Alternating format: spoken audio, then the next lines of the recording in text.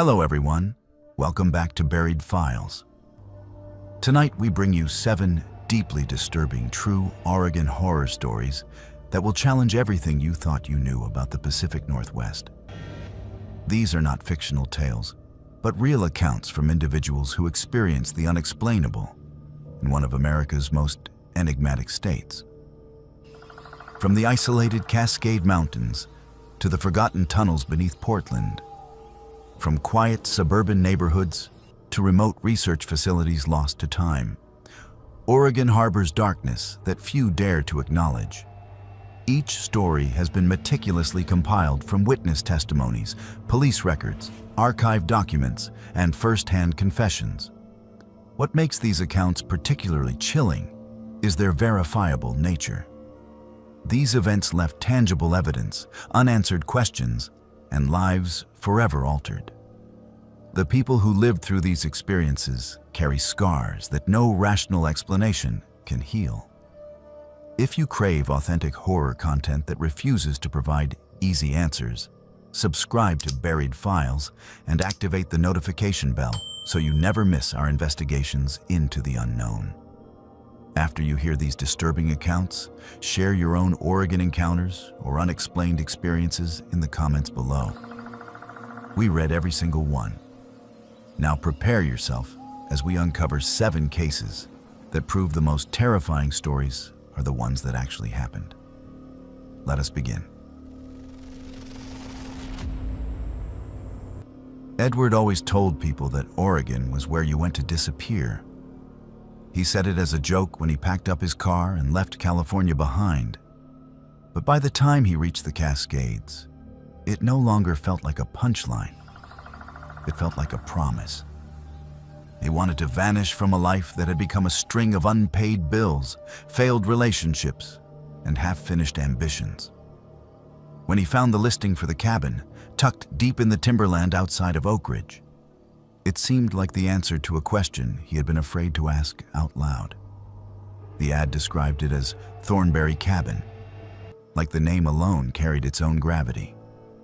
Rustic, secluded, no neighbors within miles. The photos showed a weathered A-frame wrapped in thick green, the kind of place where the outside world could not reach you unless you invited it in. The landlord never met him in person. Just a voice on the phone, an email with a rental agreement, and a digital invoice for 3 weeks paid in full. By the time he pulled off the gravel road and saw the cabin appear through the trees, the sun was almost gone and the sky was a dull slate. He killed the engine and sat there for a moment, listening to the ticking of hot metal cooling in the mountain air.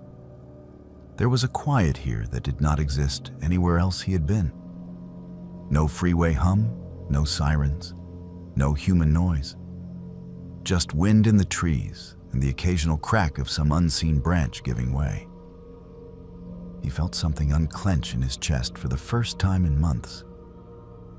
Inside, the cabin was basic but comfortable. One main room with a small kitchen in the corner, a stone fireplace, and a narrow staircase leading up to a loft with a bed under a slanted roof. The place smelled like old cedar and dust, but it was clean. A stack of firewood waited by the hearth, and a handwritten note sat on the kitchen counter. "Welcome, Edward. Key is in the door. Water is from the pump out back. No cell service, but there is a landline for emergencies. Please respect the property, and it will respect you. E." He assumed that initial belonged to the owner, the same man whose name was on the agreement, same as his. He found that strange for half a second, then laughed it off as coincidence. Oregon was full of people with old English names. That was what he told himself as he unpacked his bags. The first few days passed exactly the way he wanted them to. He woke with the early light filtering through the trees, made coffee on the old gas stove, and spent hours at the rough wooden table with his laptop open and his phone powered off in his duffel. He had come here to finally finish the book he had been pretending to write for 3 years. He told himself that isolation was exactly what he needed. No distractions, no excuses. By the end of the third day, he had barely written 10 pages. The words would not come, and every time he tried to force them, his eyes drifted to the window, to the wall of trees pressing up against the cabin. He found himself stepping outside more often, walking the perimeter of the clearing, peering into the forest, like he expected to see something watching him. There was nothing. There was always nothing. That bothered him more than it should have. On the fifth day, he noticed something wrong. It was small, almost insignificant.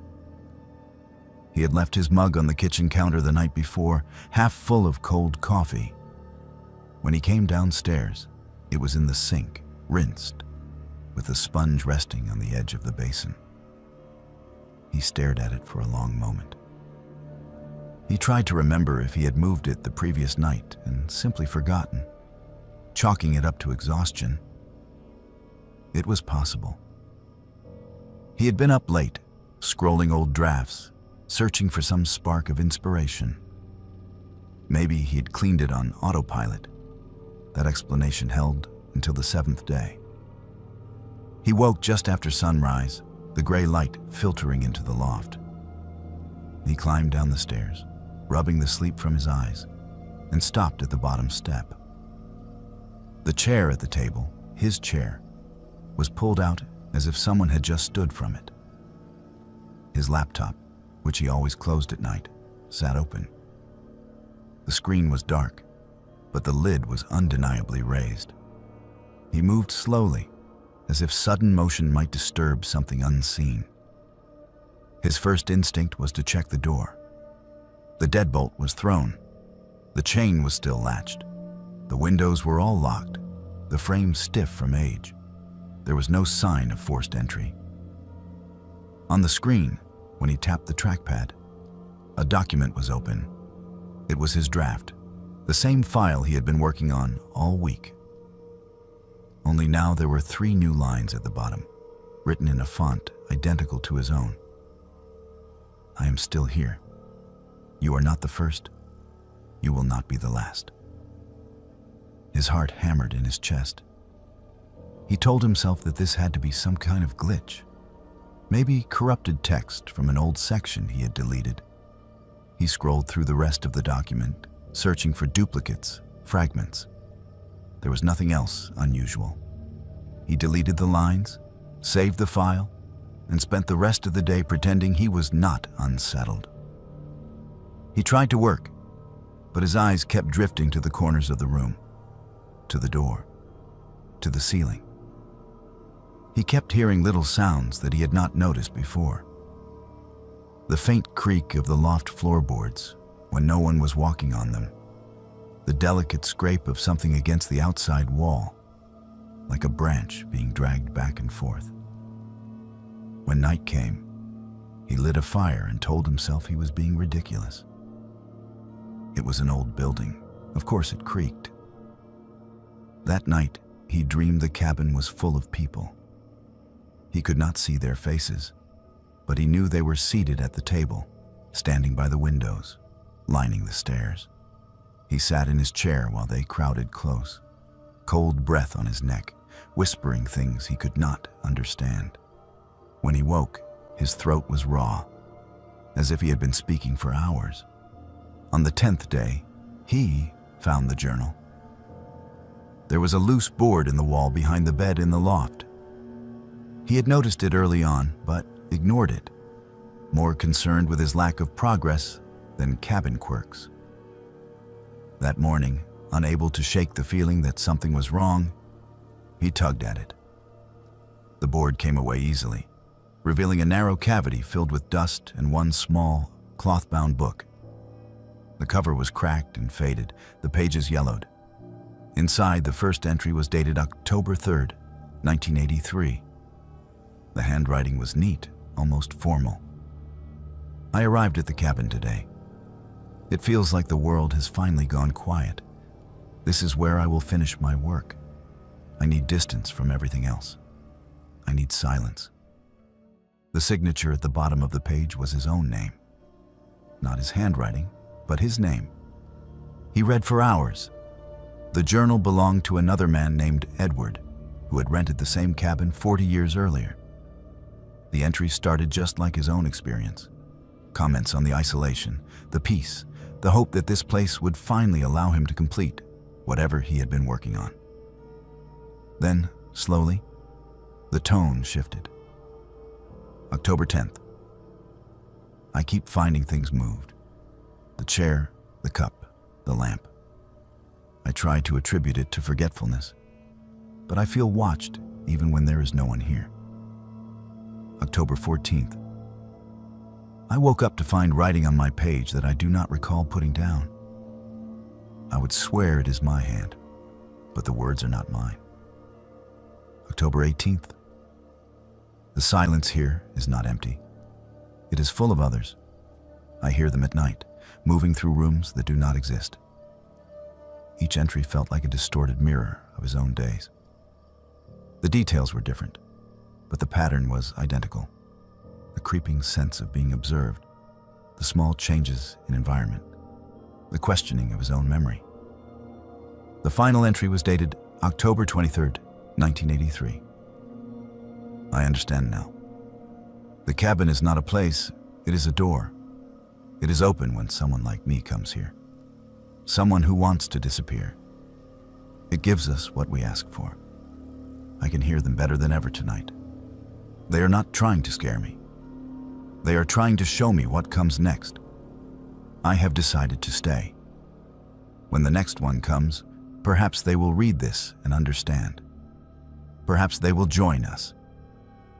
There was no signature. He stared at that last sentence until the words blurred. The logical part of his mind tried to explain it away. Maybe this was some elaborate attempt at horror by a previous tenant. Maybe it was a prank left behind by teenagers. Yet the dates, the aging of the paper, the dust behind the wall, none of it felt staged. He told himself that it did not matter. He would leave. The idea came to him with sudden clarity. He would pack his bags, lock the door, drive back down the mountain road, and find a motel with Wi-Fi and bad coffee and other human beings. The cabin could keep its ghosts, real or imagined. He went downstairs to close his laptop and shut down for the night, intent on leaving first thing in the morning. When he opened the document, there was new text waiting for him at the bottom. Do not run this time. You already stayed. His breath caught in his throat. He checked the file history, the timestamps. The last save had been hours ago, when he had finished fighting with a paragraph and walked away. The new line had no timestamp of its own. You already stayed. He closed the laptop with a snap and unplugged it, as if that simple act could sever whatever was happening. He went to his bag, yanked clothes from drawers, stuffed them inside. He did not bother folding anything. He grabbed his keys from the hook by the door, his heart pounding so hard he could feel it in his teeth. When he threw the deadbolt, the handle did not budge. The lock turned, the chain slid free, but the door itself remained stubbornly fixed in place. He put his shoulder into it. The wood shuddered, but did not open. There was no give, no sense of a stuck latch or warped frame. It felt like pushing against a wall. He moved to the windows. The latches clicked open easily, but when he tried to raise the glass, it would not move. Not even a millimeter. His fingertips went numb from the strain. He backed away slowly, the room suddenly too small, the walls too close. This is ridiculous, he whispered, but his voice shook. The landline sat on a small table near the stairs, its coiled cord a relic from another decade. He lifted the receiver, pressed it to his ear. No dial tone, just a faint, low hiss, like breath on the line. He hung up and picked it up again. Same sound. That night, the voices did not wait for him to fall asleep. They began as a murmur in the walls, a vibration he could feel in his teeth before he could make out words. He sat in the chair by the fireplace, the journal open on his lap, the pages fluttering in a breeze that did not exist. The flames burned low, throwing long, strange shadows across the room. The murmur grew clearer, resolving into overlapping whispers. Some were behind him, some above. Some so close he could have sworn they were inside his own skull. He covered his ears, but it did little. "Do you remember?" one voice asked. It sounded like his own, warped and distant. "You asked to vanish," another voice said, softer, almost kind. "You finished," a third added. "You just do not know it yet."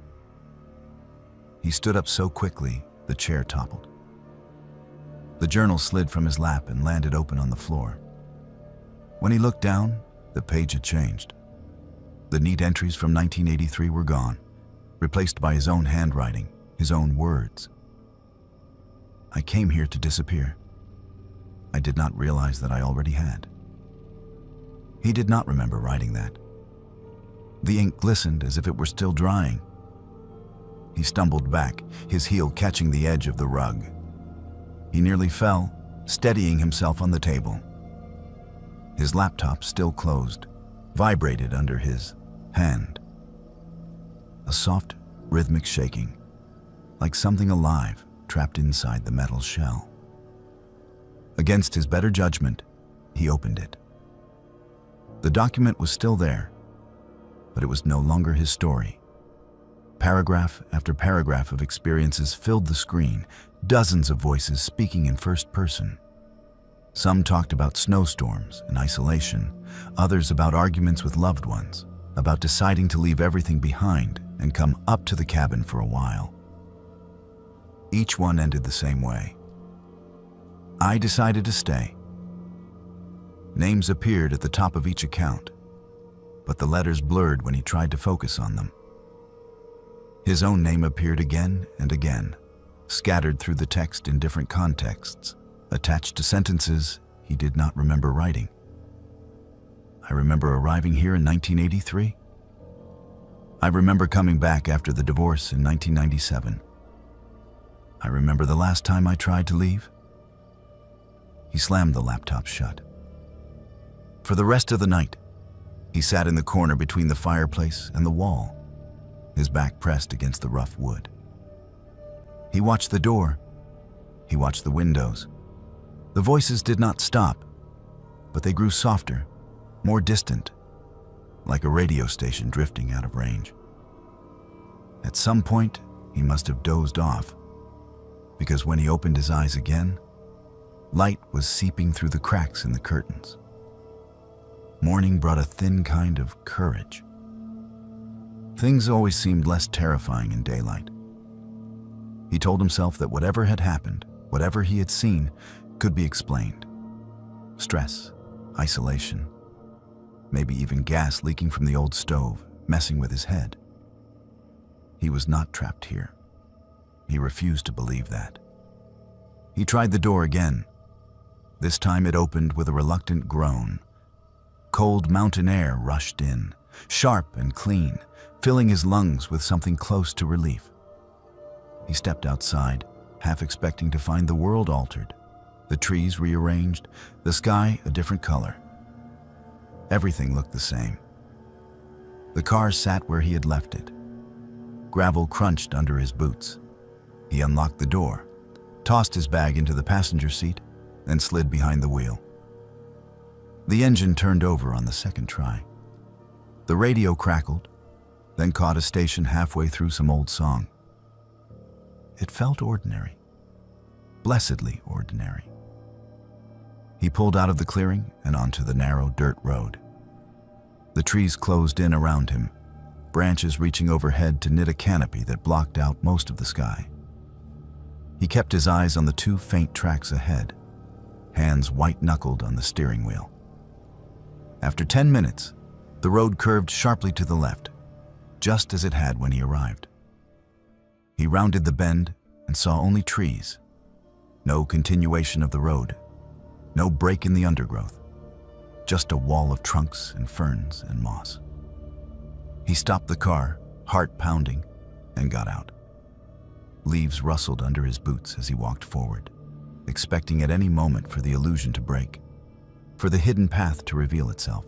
There was nothing. He pushed aside branches, scraped his hands bloody against bark, searched for the hard-packed earth of the road. It was gone. He turned around slowly. The cabin stood exactly where it had been, framed by trees that now seemed closer than before. The clearing felt smaller, the air heavier. He realized then that he had never checked a map.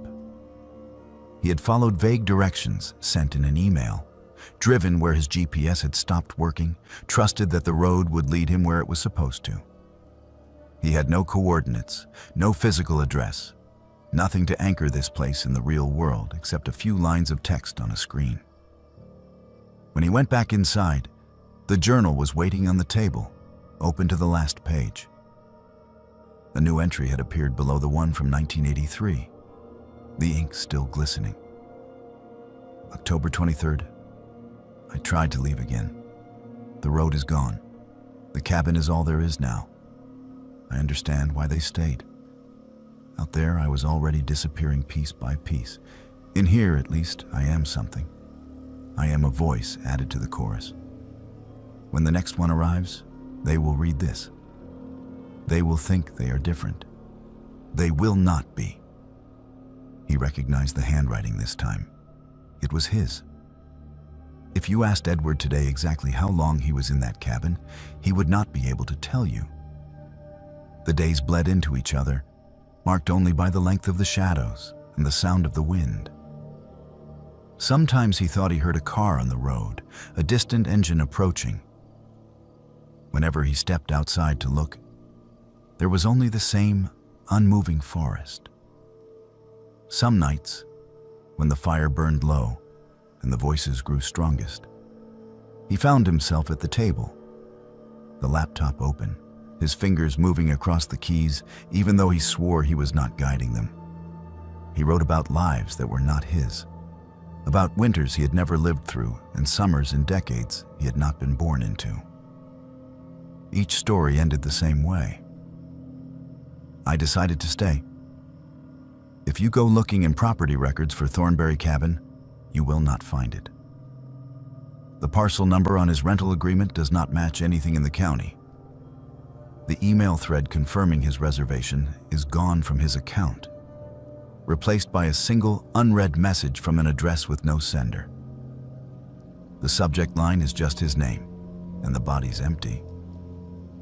Sometimes, in dreams, he is back in his old apartment, surrounded by unpacked boxes and overdue notices.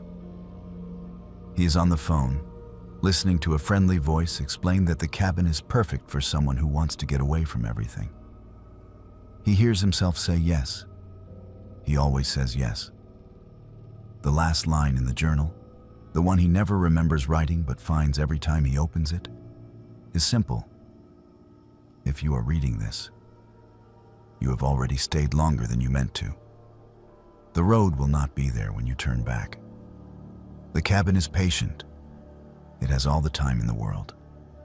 The question is not whether you will leave. The question is how long it will take you to admit that you already did.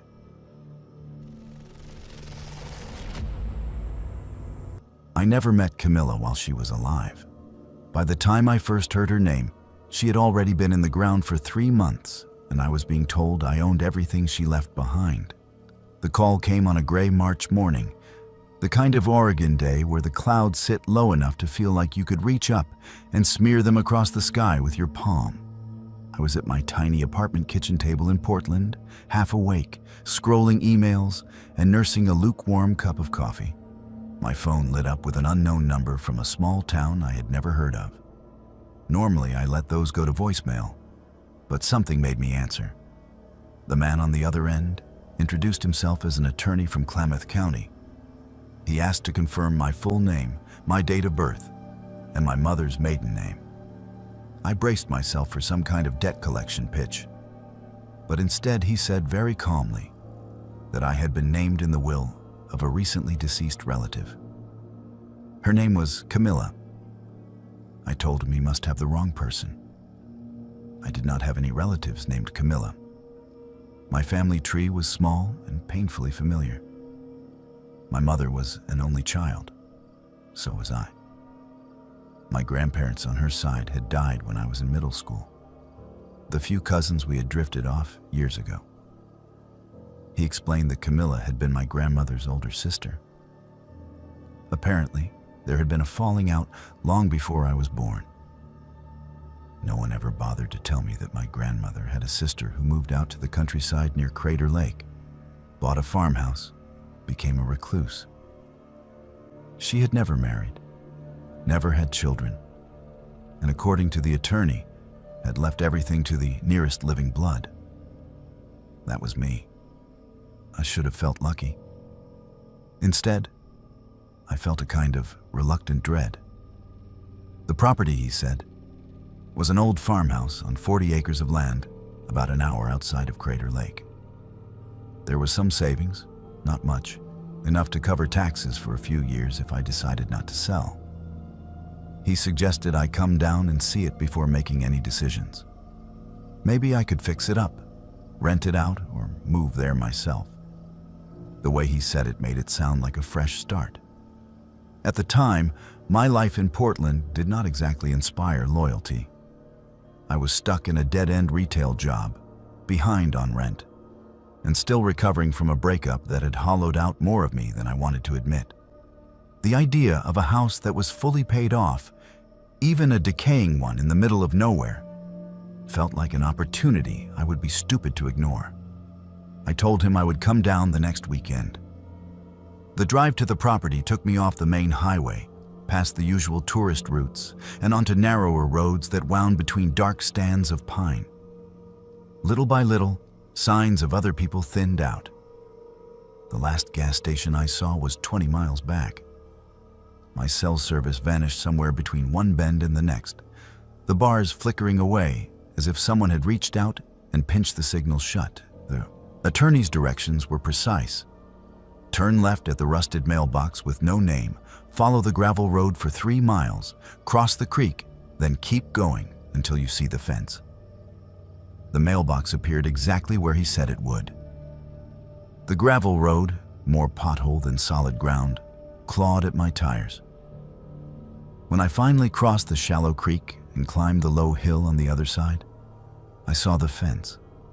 Beyond it, sitting alone in a clearing surrounded by dense woods, was the farmhouse. It was not the collapsing ruin I had expected. The white paint was peeling, but the structure was intact. The roof looked solid. A wraparound porch sagged a little at one corner, but all 4 posts still stood. The windows were all covered from the inside, but their glass was unbroken. There was a barn off to the left and a chicken coop long since abandoned, its wire run filled with weeds. The front gate groaned when I pushed it open. A crow watched me from the fence post, head cocked to one side as if weighing my worthiness. The air smelled like wet earth and old wood. The attorney met me on the porch, holding a manila folder and a ring of keys. He was older, with thinning hair and the tired politeness of someone who has had this exact conversation too many times. We went through the legalities, the signatures, the acknowledgments. Then he pressed the keys into my palm and told me, in a careful tone, that my great-aunt had been an unusual woman. Before he left, he said something that stuck with me. He paused at the top of the porch steps, looked back at the front door, and said, "She was very particular about her mirrors." I asked him what he meant, but he only shook his head and walked back to his car. The house was quiet in the way of places that have seen years of human life. And then, suddenly, none. The air inside was still and faintly stale, but not rotten. It smelled faintly of lavender and dust. The first thing I noticed were the shapes on the walls. Every mirror in the house, and there were many, was covered with black cloth. In the front hall, a long rectangle hung where a hall mirror should be. draped in heavy fabric pinned tightly around the frame. In the parlor, a large oval over the fireplace was cloaked in the same way. Even a small mirror above the bathroom sink was wrapped and tied like a strange, dark gift. At first, I thought someone had died in the house, and the mirrors were covered in some old superstition. I told myself I would take the cloths down later once I had walked through everything. It did not feel right to start by undressing the house like that. The rest of the place was unnervingly orderly. Bookshelves lined one wall of the parlor, filled with neatly arranged volumes. The kitchen drawers were organized with almost obsessive care. Every knife, spoon, and measuring cup had its defined place. On the kitchen table lay a single sheet of lined paper, held down by an unlit candle. The handwriting was small and precise. Do not remove the coverings. Do not let them see themselves. Do not stay after dark if you do. See. I stood there for a long moment, reading and rereading those 3 sentences. The logical part of my brain filed it away as evidence of eccentricity. Maybe she had been afraid of spirits. Maybe she had some mental illness that manifested in rituals like this. There were 100 explanations that did not involve anything supernatural. Still, the paper trembled slightly in my hand as I picked it up. I told myself I would humor her, at least for the first day. I would clean, inventory what was here, and leave the mirrors alone. If I decided to sell the place, the next owner could deal with whatever remained. The upstairs held 2 small bedrooms and a larger room that must have been hers. Each one had at least 1 mirror, and each one was covered in black cloth so tightly there were no gaps, no glimpse of glass beneath. Her bedroom had 3, one above the dresser, one freestanding full length against the wall, and one odd, narrow thing between the 2 windows. The coverings were pinned with small, rusted nails. The only place without any mirrors was the basement. The door to the basement was off the kitchen, half hidden behind a tall cabinet. I almost missed it. The steps were steep and narrow, and the light switch at the top of the stairs did nothing when I flipped it. I used my phone's flashlight to pick my way down, each footstep sending small echoes ahead of me into the darkness. At the bottom, the concrete floor was cold through my shoes. The basement was bigger than I expected, the ceiling low, supported by rough beams. One bare bulb hung from the center, burned out long ago. The smell down there was different from the rest of the house. Damp, metallic, like old pennies and rain-soaked stone. Along the far wall were shelves of glass jars and canned goods, the kind of emergency stash older people keep. Next to them, carefully stacked, were boxes labeled in neat handwriting. Spring clothes, tax records, photos. The back half of the basement, however, was taken up entirely by wooden masks. They hung from nails driven into the concrete wall, rows upon rows of them, stretching from one corner to the other. There must have been over 100. Everyone was carved from the same pale, unfinished wood. Everyone was the same face. The proportions were just slightly wrong. The eyes were set a little too far apart, the nose too narrow and long, the mouth stretched almost to the edges of the jaw. There were no pupils, just smooth, blank ovals where the eyes should be. Each mask had 2 small holes bored near the temples, with pieces of old leather cord threaded through, as if they were meant to be worn and tied in place. A few of them had faint streaks on the cheeks, darker patches that might have been water damage, or something else. I stood there, my phone light swaying slowly across the wall, and felt a prickle crawl up the back of my neck. The air in front of the masks seemed cooler, like standing in front of an open freezer. I told myself I was being dramatic. They were just pieces of wood. My great-aunt had been an artist or a hobbyist with a morbid bent. That was all. On the workbench beneath the masks lay tools, chisels, sandpaper, jars of varnish. There was also a small notebook, its cover stained with what looked like oil. On the first page, in that same precise handwriting, was a single line. They do not like to see their own faces. The rest of the pages were filled with sketches. The same face over and over, from different angles. Sometimes just the upper half, sometimes just the mouth. In the margins, she had written short notes in a cramped, hurried style. Too close to human, eyes farther, smile less. By the time I climbed back up the stairs, the light outside had shifted. The sky seen through the kitchen window was darker than it should have been for mid-afternoon. Thick clouds had rolled in, swallowing what little sun there had been. I checked the time on my phone. I had been down there less than 20 minutes. The sensible decision would have been to leave.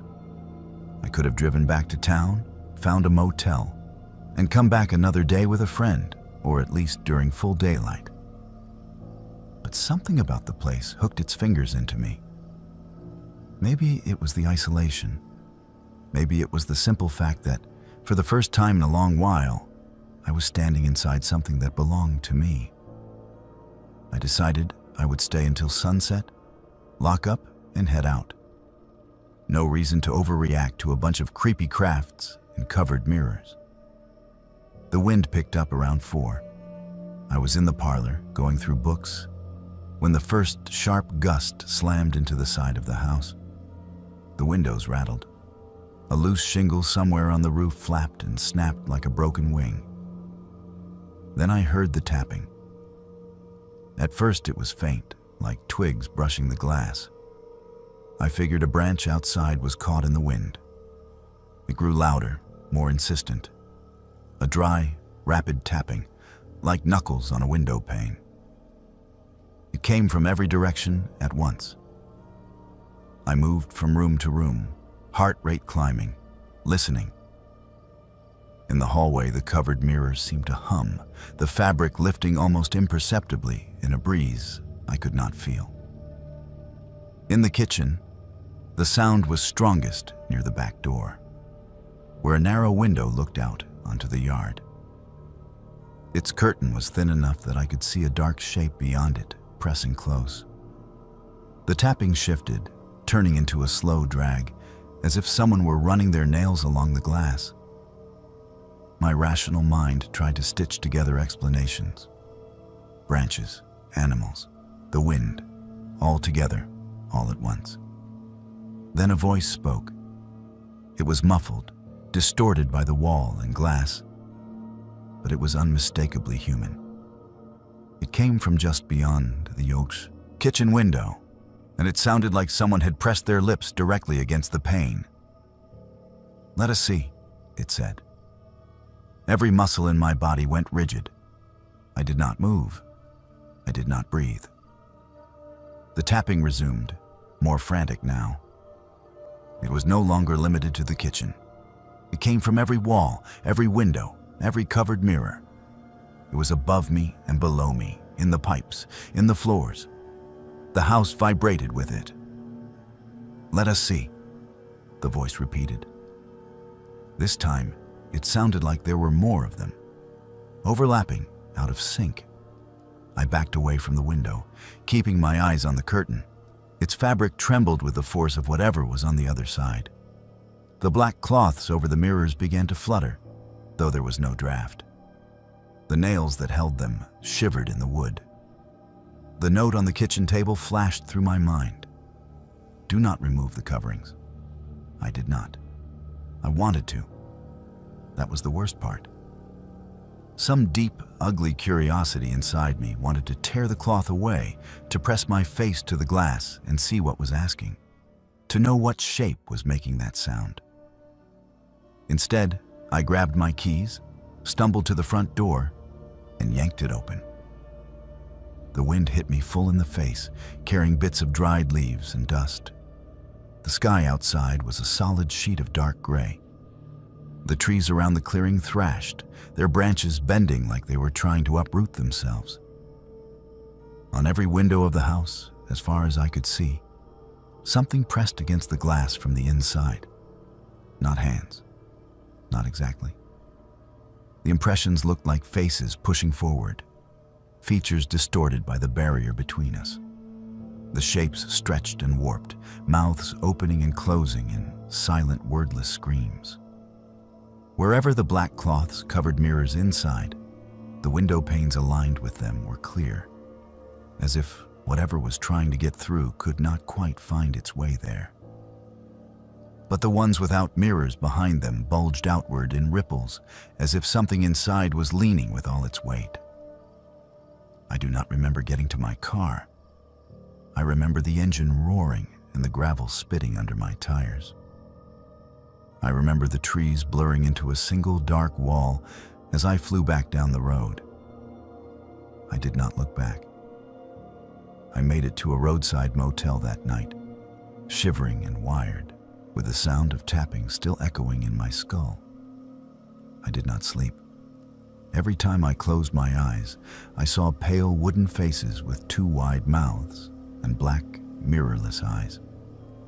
The next morning, I called the attorney and told him I wanted to sell the property. He sighed, said he had expected as much, and then told me something that made my stomach drop. "You cannot," he said.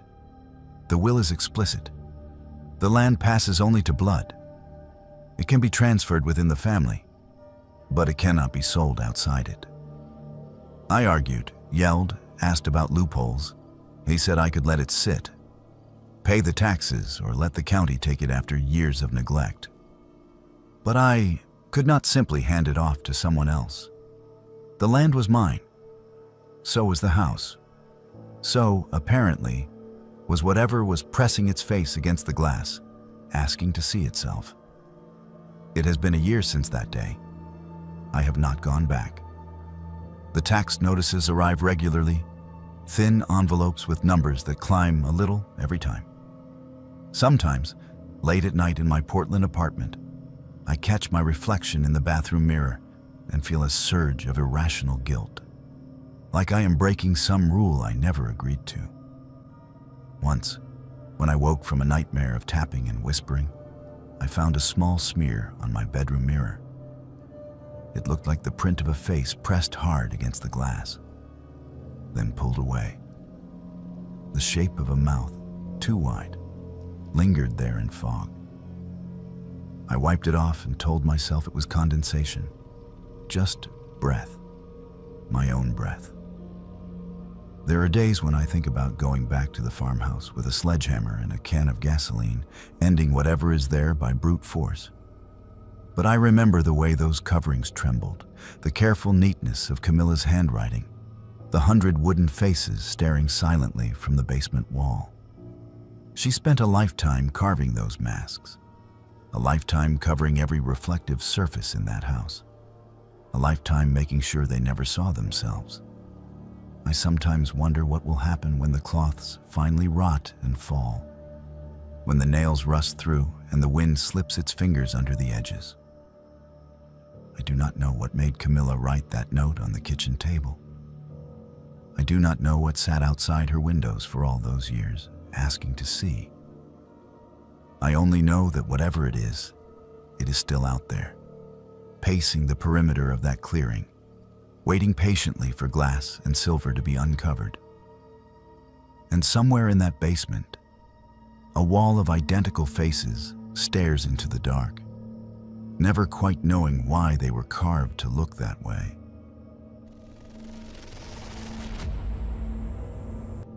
Simon always said Portland did not have real ghosts, just echoes. He liked to stand on the Morrison Bridge at night, looking down at the black water, and talk about all the things the city had covered up with coffee shops and murals. I used to roll my eyes at him, but I went along anyway, because Simon had a way of turning his obsessions into gravity wells. If he was into something, you got pulled in whether you meant to or not. By the time he became fixated on the tunnels, I knew it was only a matter of time before something went wrong. It started as a history rabbit hole. He sent me articles about the old Shanghai tunnels under downtown, the stories about sailors dragged through hidden doors in saloons, waking up on ships halfway to Asia. Most of that lore is exaggerated, I know. But there are real tunnels down there. Real bricks and passages and sealed doorways that lead under buildings people drink in every weekend. At first, he stuck to the legal tours. He would come back from them buzzing, talking about how the guides only showed tourist-safe sections, how there were locked gates and bricked arches everywhere they were not allowed to go. It bothered him, having a mystery dangled in front of him and then fenced off with liability disclaimers. I should have recognized that look in his eyes when he said, "There are parts of this city that never came back up." The night everything happened, he texted me around 9. "Found something? Real entrance this time, not on any tour. Come with me." I was already in bed, half asleep, the rain making a steady hiss against my window. I stared at the message for a long minute. Simon had dragged me through enough questionable adventures that I knew how this would go. We would sneak into somewhere we were not supposed to be. I would spend the whole time worrying about security guards and structural collapse, and he would laugh it off and call me paranoid. I told him I had an early shift. That was only half a lie. He tried to guilt-trip me with a few exaggerated sad faces, then finally sent, "Fine. I will document everything. You will be jealous later." The last message from me that night was, "Try not to get arrested." He responded with a photo. It was a brick wall in what looked like a basement, one section partially knocked out, revealing a dark, rounded tunnel beyond. There was graffiti on the bricks, layers of tags and dates. But the opening itself looked fresh, like someone had been chipping away at it recently. Under the photo, he wrote, "This is not on any map. Talk tomorrow." I woke up at 3 in the morning to the sound of my phone buzzing on the nightstand. At first, I ignored it, tangled in the heavy, half-aware certainty that nothing good ever comes from calls in the middle of the night. When it did not stop, I fumbled for it. It was not a call. It was a string of messages from Simon. The timestamps crawled across the screen. 11:42 p.m., 12:03 a.m., 12:17 a.m. I had slept through the vibration. The first one was a picture of a concrete corridor, low ceiling, pipes running along the top. My friend's boots were visible at the bottom of the frame, toes pointing into darkness. "You would love this," he wrote. So much older than the tours. The second photo showed a heavy metal door, the kind you see in industrial basements. It had a sliding latch on the outside, not the inside. The paint around the frame was scratched. Why is a door locked from the outside underground? The third message was just text. "There is stuff down here that is not old. New sleeping bags, cans like someone is living here." The fourth, "Hearing something. Might be water or rats." There was a longer gap after that. Then, at 12:17 a.m., there is a room. Doors like the one in the pic, all with locks only on the outside. One is open. There is someone in there. My throat went dry as I read that last one. The follow-up came a minute later. "They are chained. I think they have been here a while. Going to help them. Signal is bad." The final message hit at 12:19 a.m. "They are not alone down here." Nothing after that. I tried calling. The first attempt went straight to voicemail.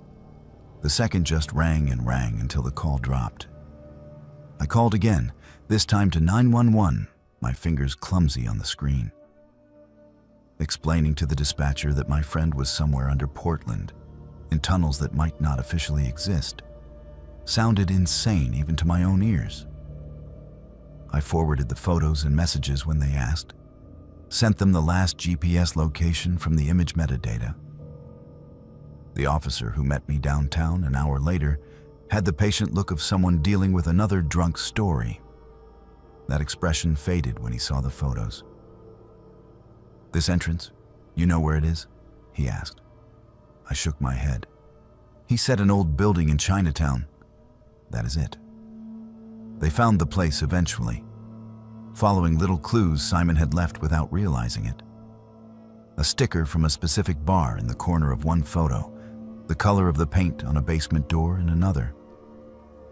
I watched them disappear down a set of stairs in a condemned building and felt more helpless than I ever have in my life. Time stretched into something ugly.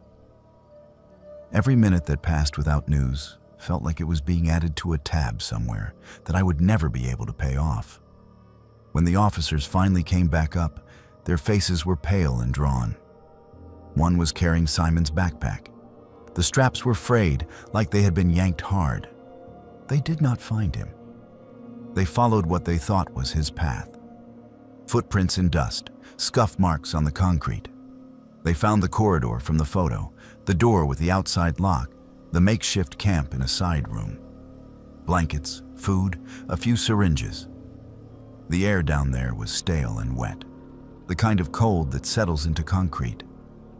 There was blood on one wall, a smear about, shoulder height, dragged downward. The lab later said it matched Simon's DNA. The trail led to a section where the ceiling had partially collapsed. Old bricks and broken pipe choked the passage. Beyond the rubble, darkness waited. Too unstable to dig, the officer told me. It looks like part of the tunnel system caved in, if he went through there. He did not finish the sentence. He did not have to. They searched for 3 days. Dogs, ground-penetrating radar, maps from the city archives showing where the tunnels should be. Half of it did not match what they were seeing underground. Whole sections were missing, while others existed where there should have been solid earth. They never found a body. When they listed him as missing rather than dead, I held on to that like it meant something. It felt wrong to grieve without a body, wrong to accept that a person I had known for 10 years could just disappear into the underside of a city like smoke. A detective met with me a week later, asked more questions, showed me a folder of grainy black and white photos from the 70s. Faces of men nobody had seen in decades. Urban explorers, according to the files. 3 separate cases, all of them obsessed with the Shanghai tunnels, all of them gone. All last seen somewhere in this part of downtown, the detective said, tapping the map. We think there is a network down there that is not officially documented. People have been using those spaces for a long time, not always for legal things. People like who? I asked. He looked tired. People who do not want to be found. People who need places to put things the rest of us would rather not know about. He closed the folder and lowered his voice. I am going to give you some advice off the record. Stop going down the rabbit hole. Let us handle it. Whoever is using those tunnels does not want visitors. I nodded, but some part of me refused to stop looking. I dug through old newspapers, forums, rumors. There were stories about people hearing screams through drain grates in the middle of the night, about fresh graffiti that appeared in sealed basements. There were posts from anonymous accounts talking about the ones who never came back up. None of it brought me any closer to knowing what happened after that last message. 6 months later, on a Tuesday morning, I got a postcard.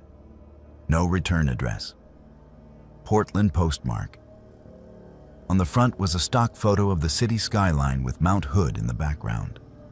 On the back, in the cramped, messy handwriting I knew better than my own, were 6 words. Stop looking. I am keeping them safe. There was no signature, just the initial S. I took it to the detective. He examined it, his jaw tightening. Forensics later confirmed that the handwriting was a match for samples they had from Simon's old lease forms. The ink was fresh, The card had been mailed 3 days before. It could be a hoax, the detective said. Someone messing with you. Someone who saw the news. Or it is him, I said. He did not answer. I still live in Portland. I still cross the bridges at night sometimes, watching the water move like something alive in the dark. I cannot go near Chinatown without feeling the hair on my arms stand up. Every alley looks like it could hide a set of stairs leading down. Every access door in a sidewalk makes me think of unlocked latches on the wrong side. People like to talk about the Shanghai tunnels as if they are dead history, curiosities sanitized for ghost tours and bar trivia. I know better now. Whatever is under this city is not done with us. There are whole lives down there. Stories sealed away under brick and concrete, chained in rooms no one was supposed to find. If that postcard really came from Simon, it means he made a choice I do not understand. If it was a cruel joke, then someone else is down there reading his words, watching people like him get close enough to vanish. Either way, when the sidewalks are quiet and the manholes glisten with rain, I catch myself listening for echoes that do not belong topside. I keep my distance, but the tunnels are still there, breathing under everything.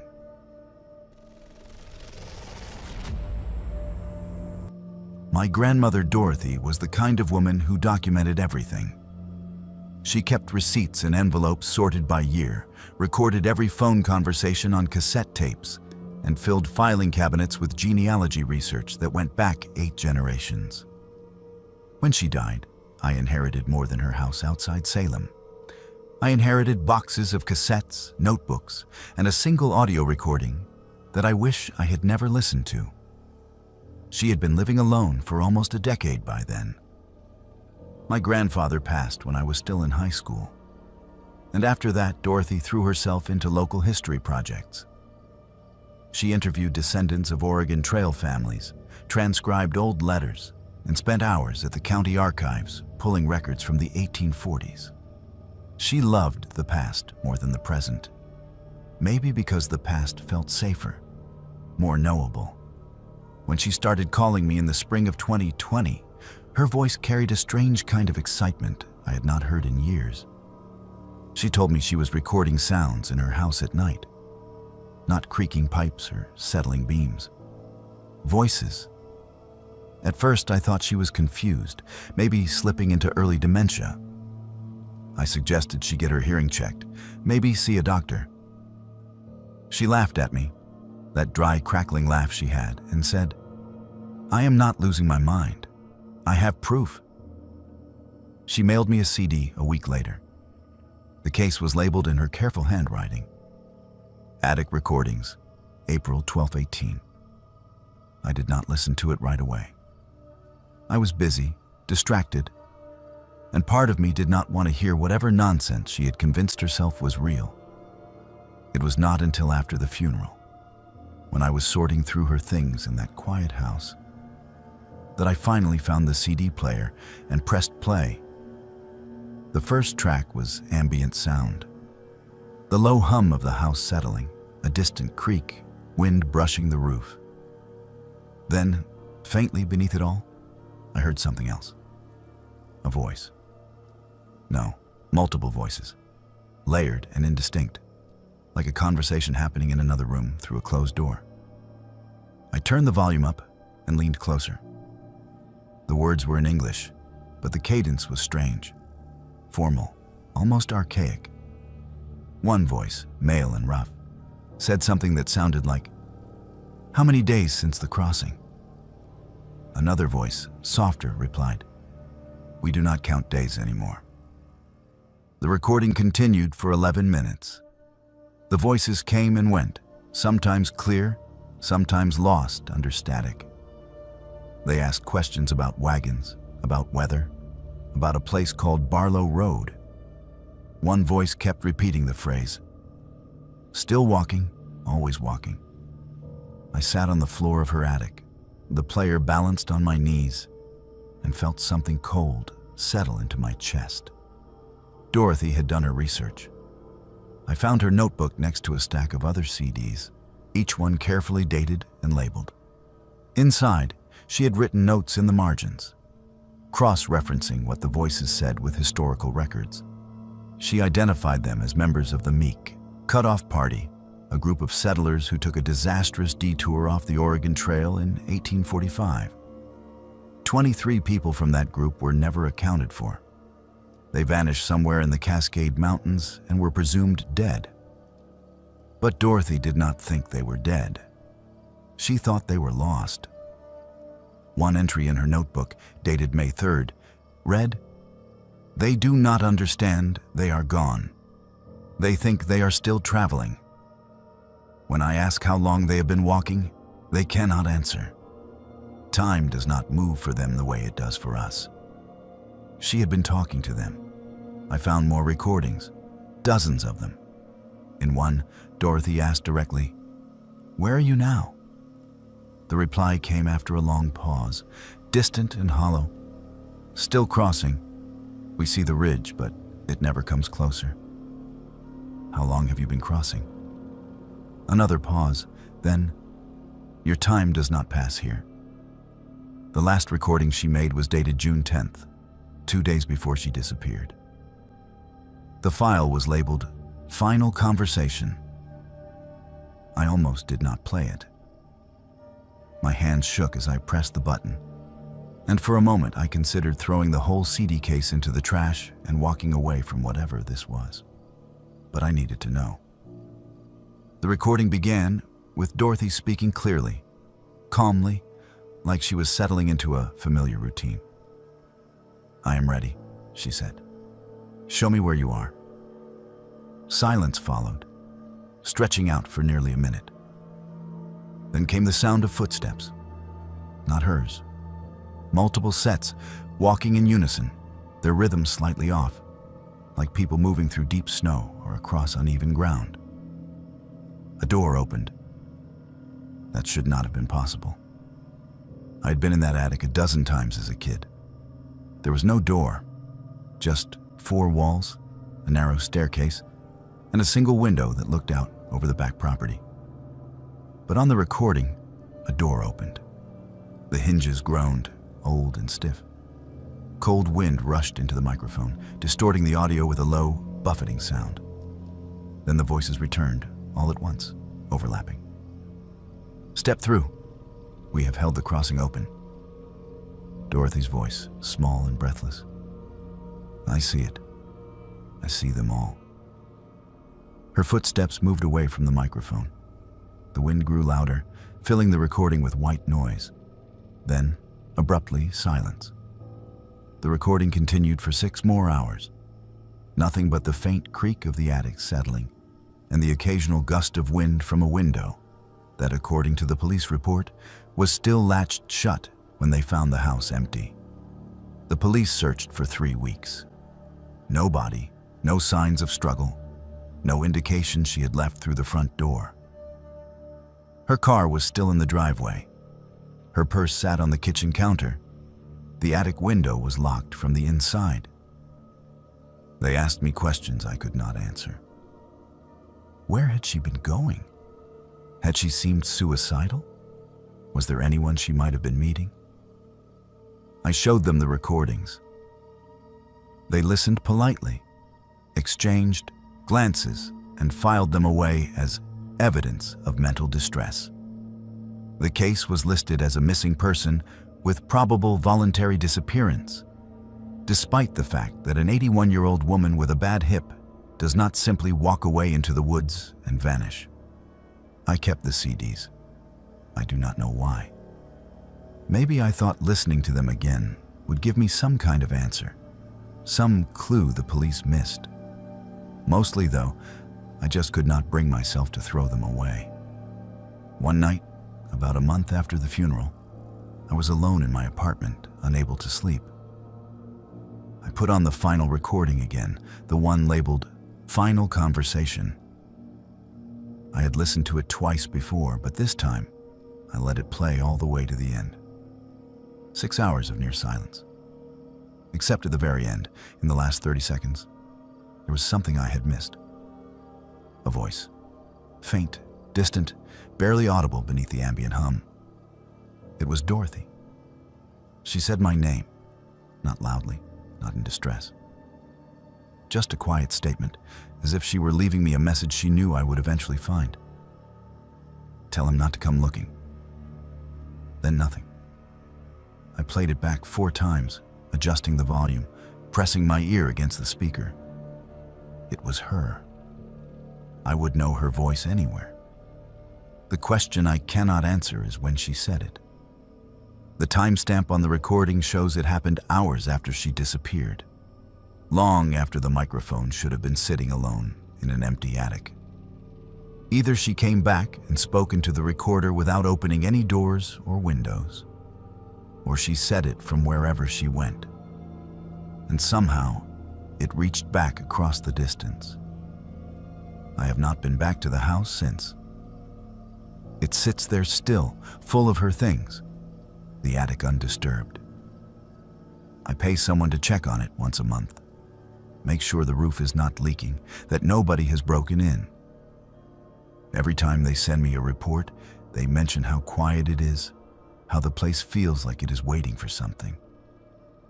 I still have the recordings. Sometimes, late at night when I cannot sleep, I think about playing them again. I think about going back to that attic with my own recorder, sitting in the dark and asking the same questions Dorothy did. I think about what she saw when that impossible door opened, what made her step through without hesitation, where she is now. But I do not go. Because if Dorothy found what she was looking for, if she finally crossed over into whatever place those voices were calling from, then she is still walking, still crossing. And maybe some trails are not meant to have an end. The settlers from 1845 never made it to the valley. They are still out there somewhere, caught in a landscape that does not move forward, asking how many days since the crossing and never getting an answer. Dorothy joined them. And if I go looking, I know exactly what will happen.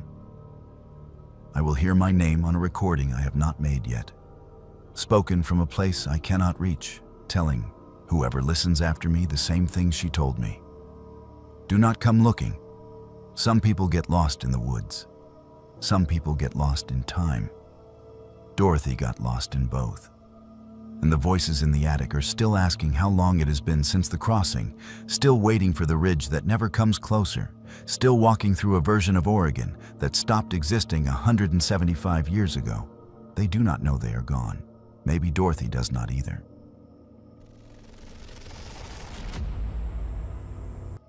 I worked night security at a pharmaceutical warehouse outside Eugene for 2 years, and there was one rule nobody ever explained.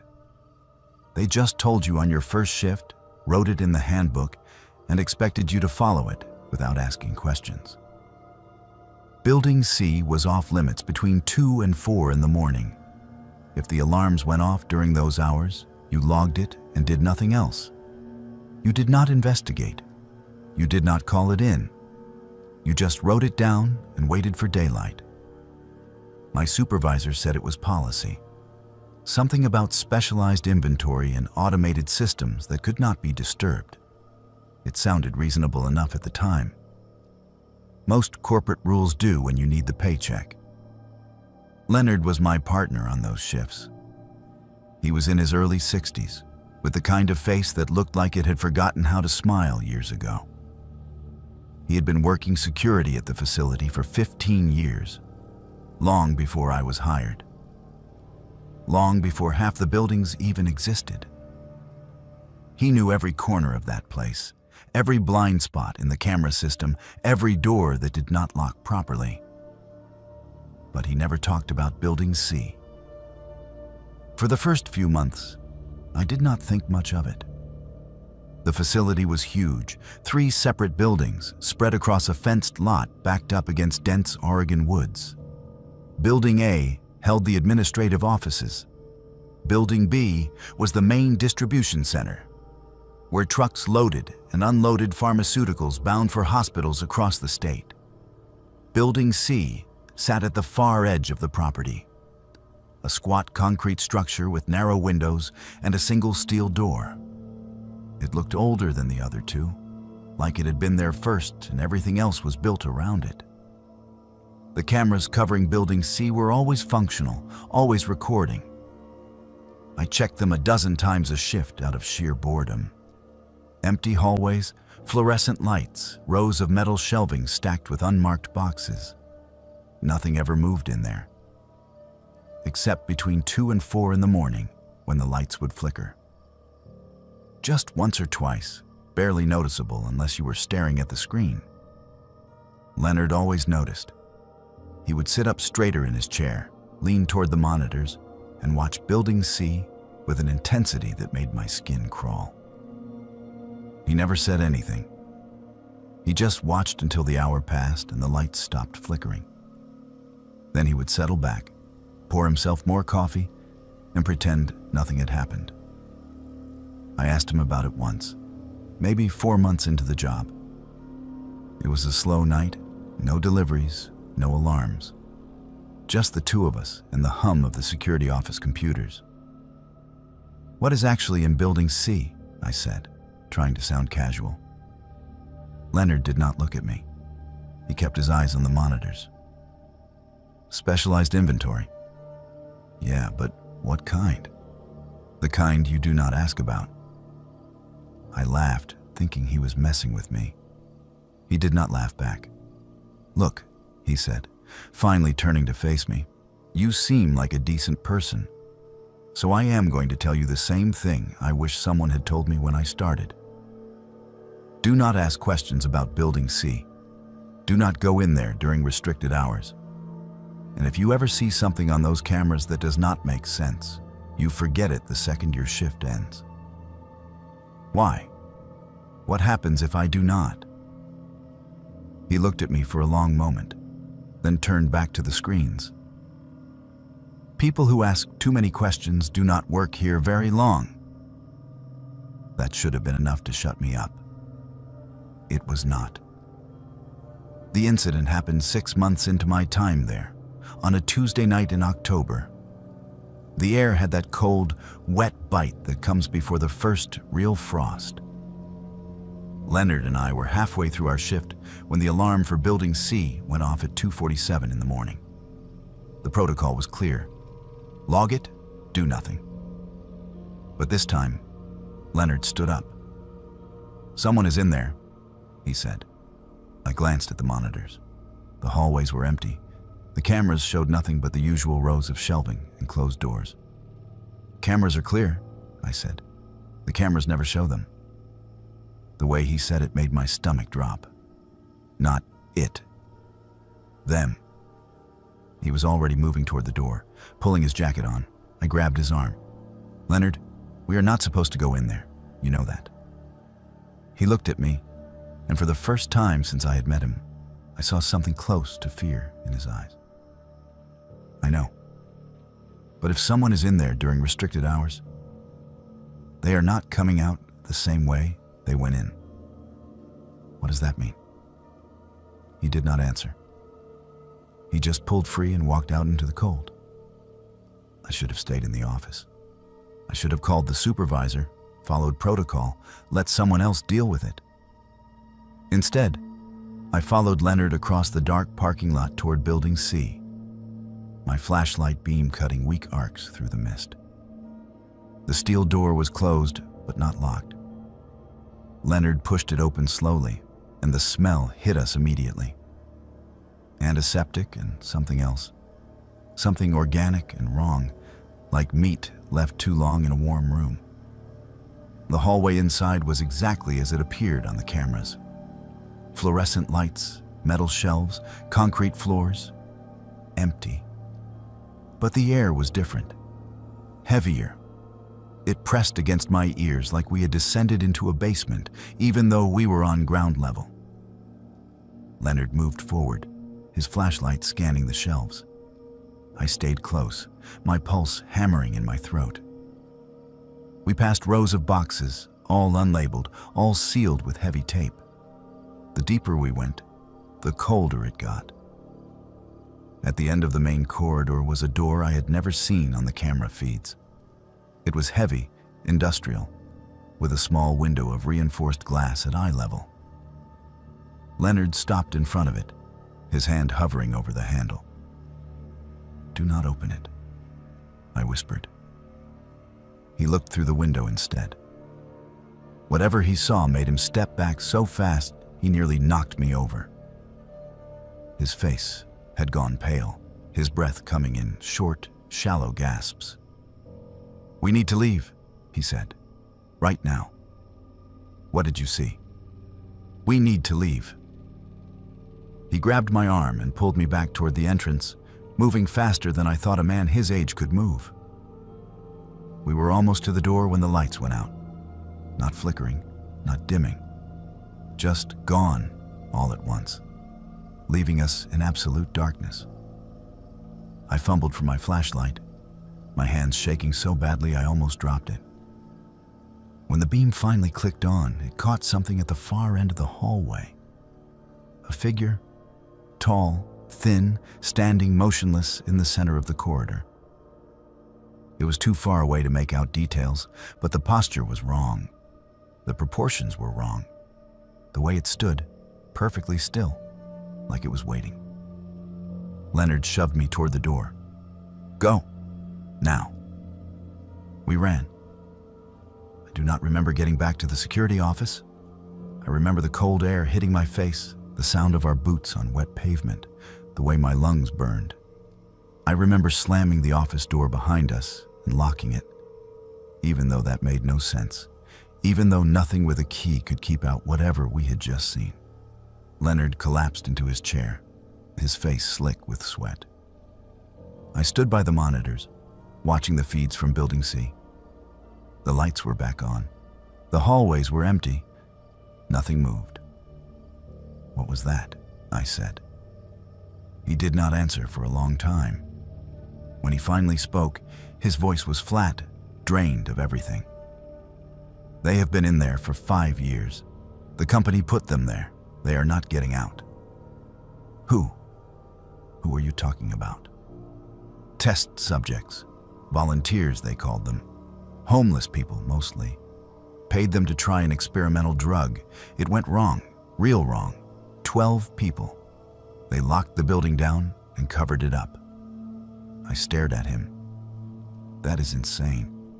If that were true, someone would have found out. There would have been an investigation. Leonard laughed, a bitter, broken sound. "You think this company does not know how to bury things? You think anyone cares what happens to people nobody's looking for? But the deliveries. I have seen trucks go to Building C. Food, medical supplies, enough to keep them alive. They are still in there." "Then what did we just see?" He looked at me, his eyes hollow. "I do not know. Maybe what they became." We sat in silence for the rest of the shift. When morning came, we filed our reports. Unauthorized entry, possible malfunction, no individuals found. Standard language. 2 weeks later, Leonard took an early retirement package.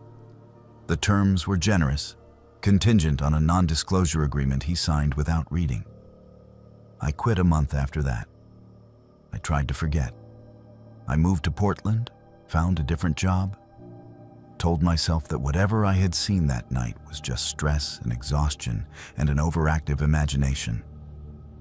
Then, 3 months after I left, Leonard called me.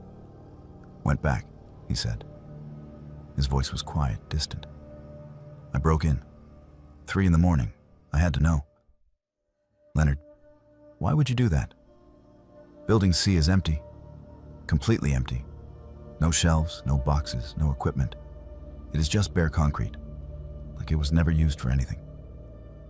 I did not know what to say. "But I found something," he continued. "In one of the back rooms, 12 hospital bracelets, old ones, names and dates from 5 years ago. I am sending them to you." The envelope arrived 2 days later. Inside were the bracelets, exactly as he described. 12 names I did not recognize. dates from October 2016. At the bottom of the envelope was a handwritten note in Leonard's careful script. They were real. We did not imagine it. Whatever happened to them, it was not natural. And they are still somewhere in that building, even if we cannot see them anymore.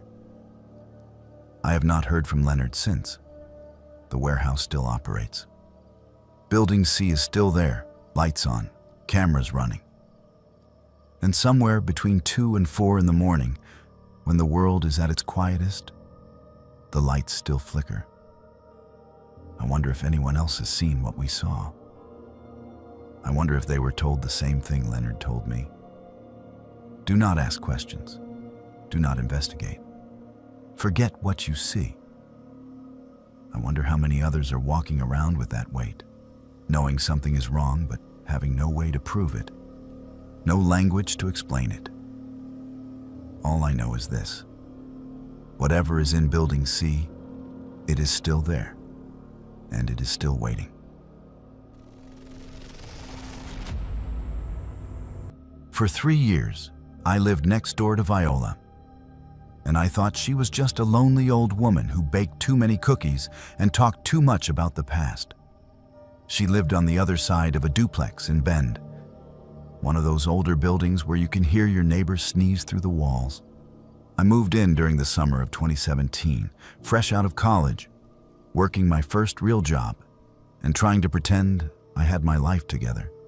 Viola was there the day I arrived, standing on her porch with a plate of oatmeal cookies wrapped in plastic. She was small, probably late 70s, with white hair pinned back in a bun and the kind of floral dress that looked like it belonged to a different decade. Her smile was warm, her voice soft and grandmotherly. "Welcome, dear," she said, handing me the plate. It is so nice to have someone young next door again. The last tenant was hardly ever home. I thanked her, made small talk about the neighborhood, and went inside to unpack. Over the next few weeks, she became a fixture in my routine.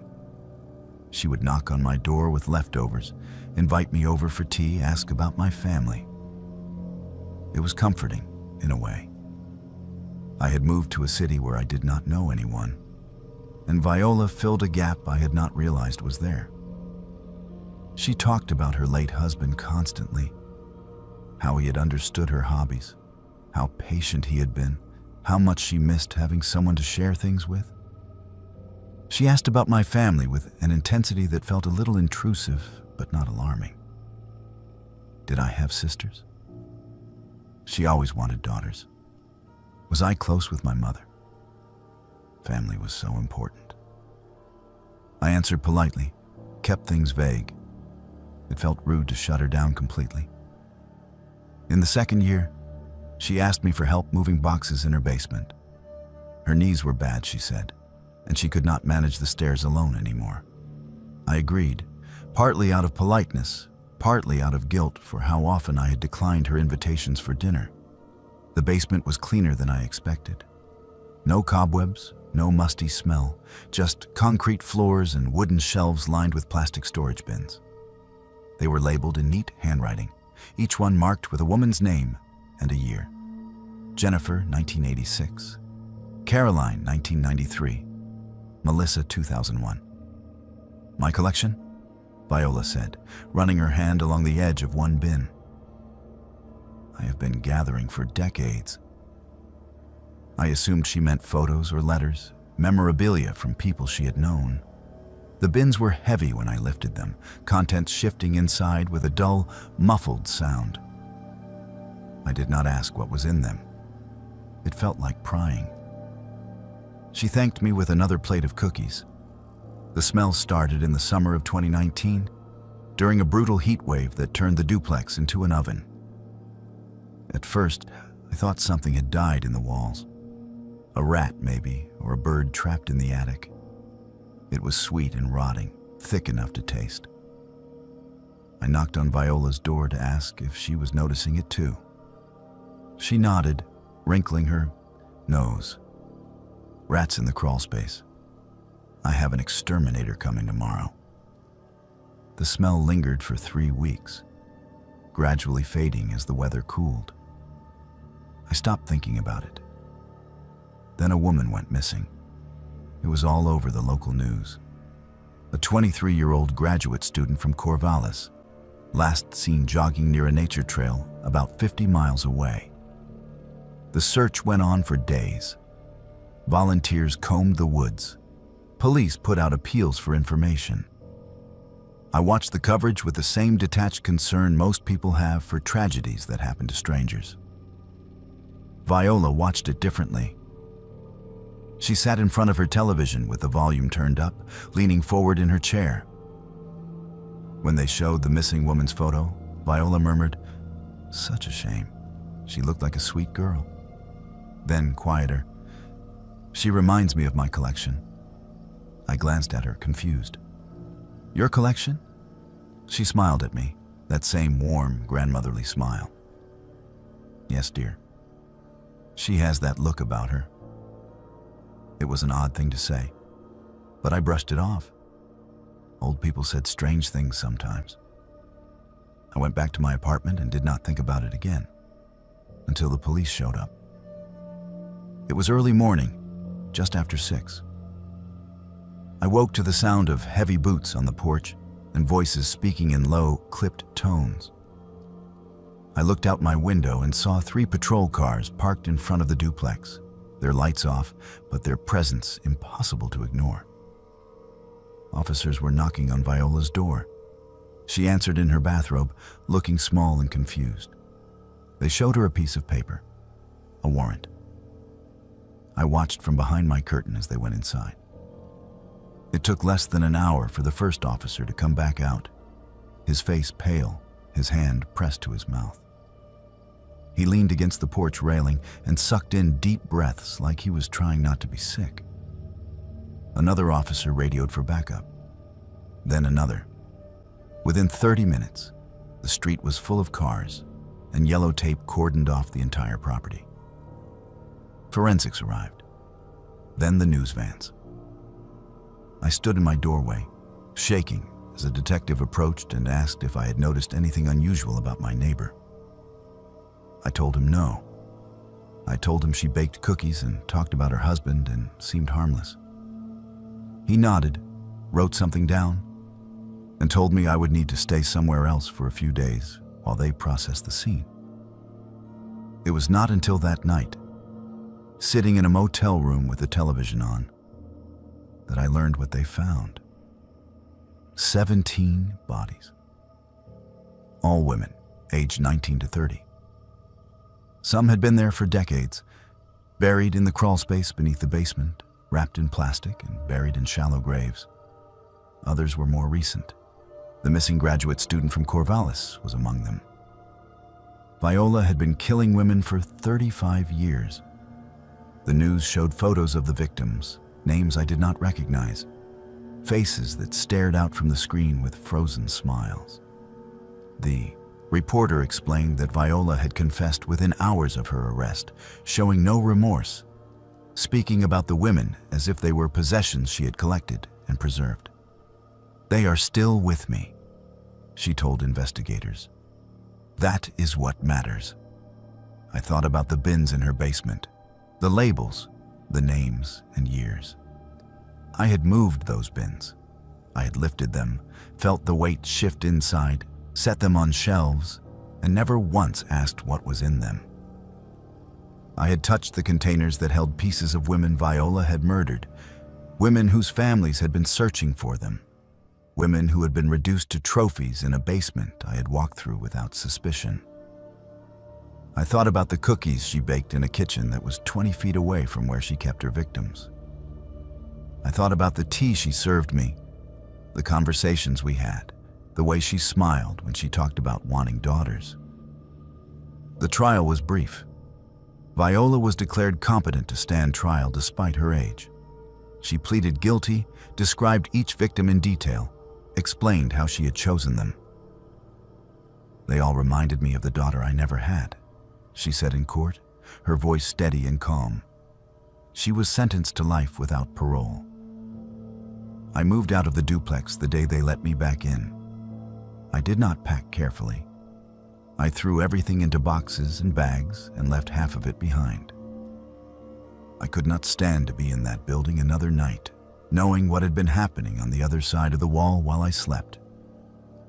For months afterward, I woke up in the middle of the night, thinking about the smell from the summer. The sweet, rotting smell I had convinced myself was rats. It was not rats. I thought about all the times Viola had asked me to come over, to sit in her living room, to stay for dinner.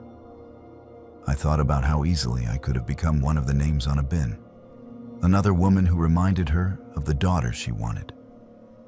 I testified at her sentencing hearing. The prosecutor asked me to describe what kind of neighbor she had been. I told the truth. She was kind. She was generous. She seemed normal. That was the worst part. There were no signs, no red flags I could point to and say, I should have known. She was just an old woman who lived next door, who baked cookies and watched the news and kept a basement full of the dead. I still live in Oregon, though not in Bend. I moved to a different city, a different apartment, a place with thin walls where I can hear my neighbors argue and laugh and live their loud, ordinary lives. It is comforting in a way, knowing they are real and alive and messy. But sometimes, late at night, I think about Viola sitting in her living room, surrounded by photo albums and memories, talking about her collection like it was something precious. I think about the women who disappeared, one by one, over the course of 35 years, and how many people must have walked past Viola on the street, sat next to her at the grocery store, smiled at her in passing, and never once suspected. Monsters do not announce themselves. They do not wear signs or speak in riddles. They bake cookies and ask about your family and live right next door, patient and smiling, waiting for the moment when you stop paying attention. I did not stop a monster. I lived next to one for 3 years, helped her move boxes, ate her food, and never saw what was right in front of me. 17 women are dead because people like me did not see. And I do not know how to live with that. Most people who talk about the Northam case start with the night the search team found the empty research station in the Wallowa Mountains.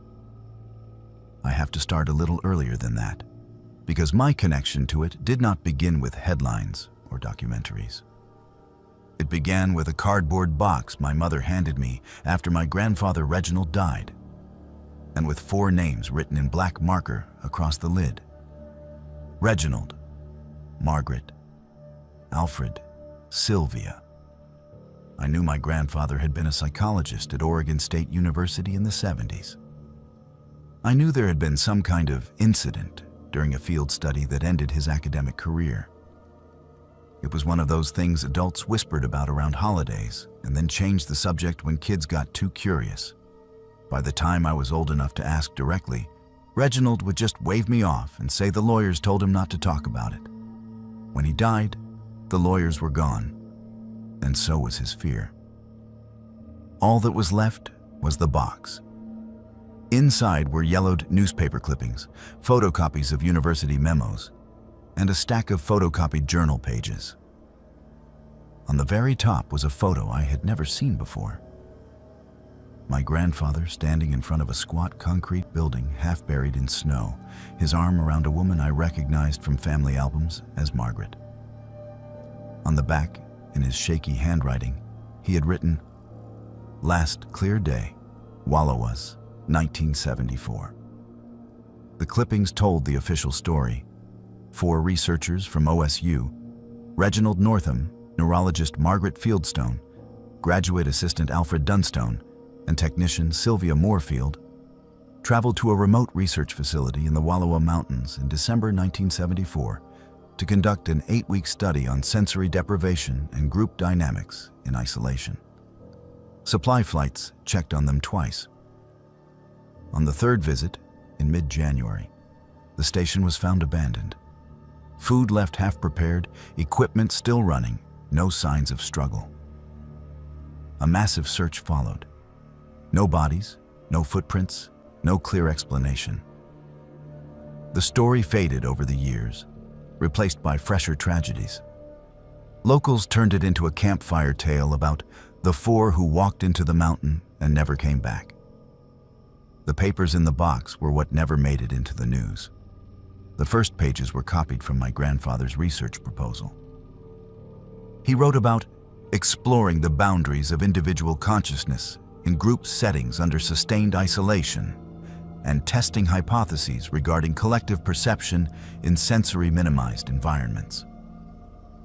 That was the official language. Buried in a paragraph near the end was the part that made my skin crawl. We propose that, under certain conditions, consciousness may not be bounded by individual neurology, but instead may access deeper shared structures. Prolonged isolation in an environment of minimal external stimuli may thin the barrier between subjective minds and perhaps between mind and environment itself. The journal's pages were not his. They belonged to Margaret. Her handwriting was tight and slanted, the ink sometimes smeared where her hand must have brushed it while writing. The first entry in the stack was dated December 3rd, 1974, 3 days after they arrived at the station. "First session in the deprivation tank today," she wrote. "Standard parameters. 90 minutes per subject. Full darkness, white noise. Baseline expectation. Typical reports of drifting, disorientation, episodic memory replay. Actual results. All four of us reported the same image. A tunnel, earthen walls, faint light ahead. Reg insists it is coincidence. I am not so sure." The next few entries charted a slow escalation. By December 9th, she was noting identical phrases appearing in their post-session interviews. Alfred used the term, "the hollow below us." 20 minutes later, without prompting, Sylvia described a hollow place beneath the foundation. Neither heard the others report. Reg is excited. I am uneasy. We are here to study isolation, not shared hallucinations. The entry from December 15th was the first time she mentioned the sound. Tonight, all four of us were woken by a vibration, like distant machinery or low chanting. The floor seemed to hum. Checking the instruments in the morning, Alfred found a brief spike in the seismograph. No recorded activity in the region. We are alone on these ridges. Yet something moved under us. The official logs from the supply flights were clipped to that page. The pilot's notes after the first visit were mundane. Team seemed fine. Supplies transferred. Weather clear. The second visit, on January 5th, was different. Something is off. Margaret looked like she has not slept in days. Asked if anyone wanted to come back early. Reginald refused on behalf of all of them. Said they were on the verge of a major breakthrough. When I pressed, he smiled and said, "We have made contact." Did not elaborate. Requesting someone from the university follow up. Nobody did. Winter storms made ground travel impossible. The third flight did not make it out until January 15th. That was the day the pilot found the station open and empty. Margaret's last full entry was dated December 28th. "We found the entrance today." That is how Reg phrased it. "We were in the equipment room when the hum started again. It rattled the beakers on the shelves, made the light fixtures buzz. Alfred traced it with his seismic gear, triangulating the strongest point. A hatch in the floor we had assumed was just access to piping. We pried it open. There is a ladder down into a natural shaft. We dropped a flashlight on a rope. It swung over open space. Rock walls, damp and marked with something. Carvings? Root patterns? It is hard to tell from here. Reg is convinced this is what we have been picking up in the tank. They are not visions, he says. They are impressions from below. We have been listening. Now we can go meet them. I do not like the way he says them. But the worst part is, when I stand over that opening, I feel something listening back. The final page from Margaret was barely legible, the lines shaky. No date, just a short paragraph. Reg says we go down tonight, all together. No more split sessions. He says whatever is under us has been waiting a very long time for someone to answer. I have considered refusing, but every time I sit alone in the dark, I feel pulled toward the hatch. I hear voices that sound like mine and not mine, whispering that we have already gone, that this is just us remembering the moment. If anyone finds this, understand. We did not go because we were forced. We went because something in us recognized something in it.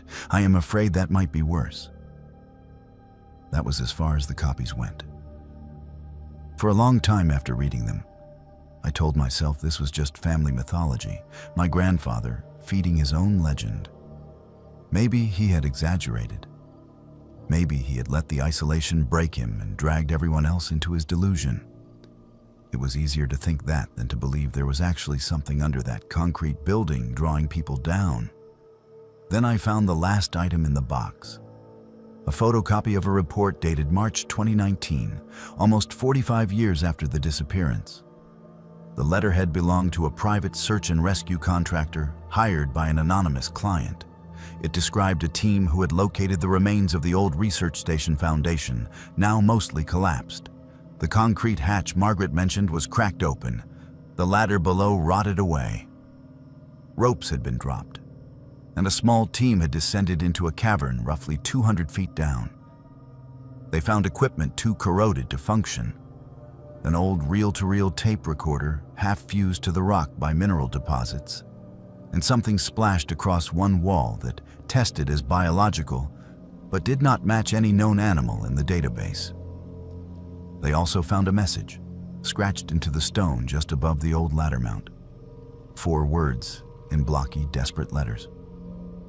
We went, do not follow. Underneath, faint and half eroded, were what looked like initials. RMAS. The report concluded with a recommendation. Site is unstable and should be sealed. Acoustic anomalies recorded during descent. Team members reported hearing voices corresponding to their own internal monologues, but out of sync. Possible psychological effect of echo refraction in chamber. Further exploration not advised. When I finished reading, my hands were numb. I have never been to the Wallowa Mountains. I have never stood over that cracked hatch or heard whatever hums underneath.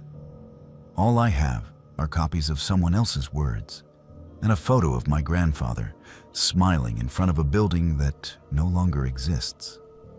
But there are nights when I wake up with the intense, irrational certainty that I have been somewhere, underground, in a room too large for my flashlight beam to find the walls, listening to something breathe in time with my heart.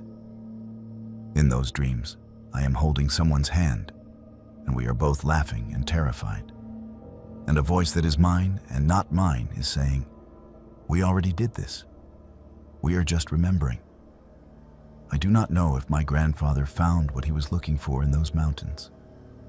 I do not know if he dissolved into some collective mind, or fell down a shaft and broke his neck, or walked until the cold took him.